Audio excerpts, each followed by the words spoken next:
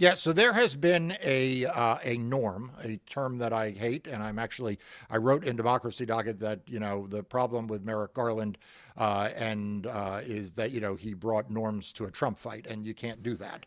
And by the way, Merrick Garland on the way out the door actually gave his benedictory address to his folks, and he said, you upheld norms, and we had to uphold norms. So like the norm has been that attorneys general do not intersect with the White House, except under very limited circumstances, like very limited circumstances. But they do not include criminal prosecutions. They do not include even notifying the White House of criminal prosecutions. The White House under Joe Biden would learn that there was an indictment forthcoming or issued when they saw it on television. There was Right. there was just an absolute separation. That is going away.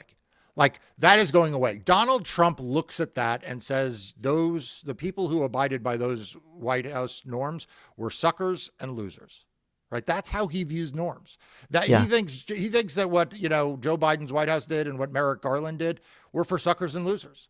And so he is not going to abide by that. He's going to expect that if he wants to know what's going on in a criminal case, he's going to know. He's going to want to expect that if he wants to know why someone's not being investigated and say that they should, he's going to expect that to happen. And notwithstanding Pam Bondi's feigning, oh my God, I couldn't ever imagine Donald Trump asking me to do something illegal or unconstitutional. Of course he's going to. He did in his first term. Of course he will in his second term. Right. I mean, we are talking about somebody who right now, objectively speaking, is a convicted felon. And so the dichotomy between her needing her fainting couch and the smelling salts because somebody dared bring up the prospect, the notion that Donald Trump may at some point suggest that she do something illegal, versus the reality, which is that he's done it, not only been convicted for it in New York, but also was indicted in Georgia, in Washington, D.C., in Florida. I mean, the gap there is as wide as the Grand Canyon. Yeah, what I don't know is more pathetic is that the Republican senators actually played along with her. The Republican senators acted as if what she was saying was true. Acted as if Donald Trump actually wouldn't do these things. Acted like I don't know if that's more pathetic or the fact that so much of the legacy media covered her as if what she was saying was anything other than preposterous. I mean, look at some of the Washington Post coverage. I know it's fashionable to beat up on the Washington Post, but on this they really deserved it. I mean, first of all, they gave her a green thumbs up that she should be Correct. confirmed, and then look at the coverage of the hearings. They're like, she vowed to not, engage in political prosecutions, as if somehow, what are you talking about? Of course she's going to.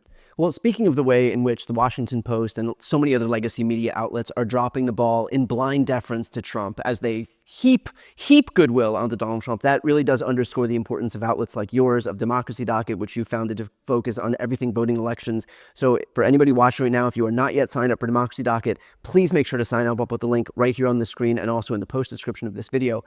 Mark, when you look at the Senate Judiciary Committee that was overseeing this hearing into Pam Bondi, one might think that of all people in the Senate, these are the people with the most vested interest in making sure to uphold any ideals of the judiciary more broadly in our government. And so what does it say that even among people who, again, should care the most about having some minimum standard in our government, minimum standard for the nominee for Attorney General, these people seemed wholly willing to be completely deferential to her? I don't think there was a single Republican on the entire committee that offered even a scintilla of pushback against anything that she said. Yeah, look, we have seen 3 moral collapses and political collapses since Election Day. Number one, we have seen the legacy media completely implode and bow and scrape to Donald Trump, not just in their coverage, but literally in the checks they are writing, the checks that their billionaire owners are writing. That is a big story unto itself, and it's one that you and I have talked about before, but it bear repeating because it also reflects on how these hearings are covered.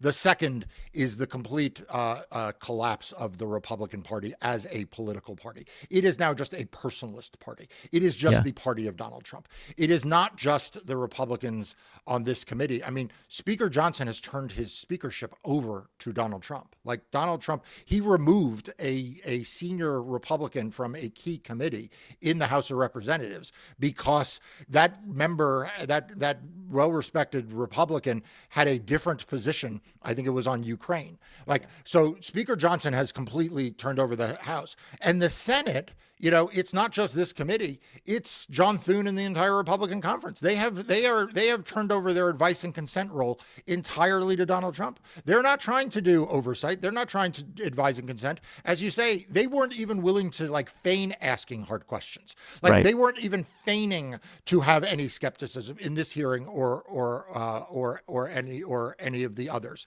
And so that needs to be, you know, front and center for what we are up against. And then finally, the courts, right?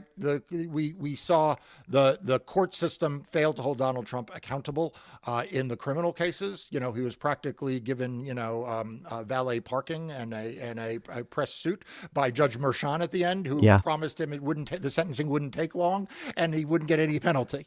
And you know, the Supreme Court did the same thing, and we've seen what Eileen Cannon has done in there.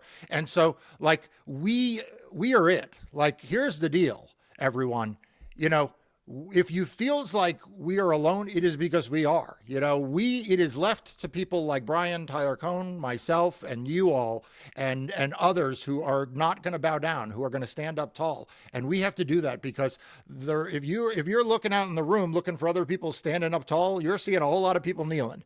You're seeing a whole lot of people bowing. And so please don't give up. Don't give up on following the independent media, and don't give up on people willing to stand up against Donald Trump. Okay, I think that's the perfect moment to again recommend that folks who are watching right now, if you're not yet signed up for Democracy Docket, that is the exact type of fearless journalism that we need moving into the next 4 years here. So I'll put that link right here on the screen and also in the post description of this video. I'm Brian Tyler Cohen. I'm Mark Elias. This is Democracy Watch.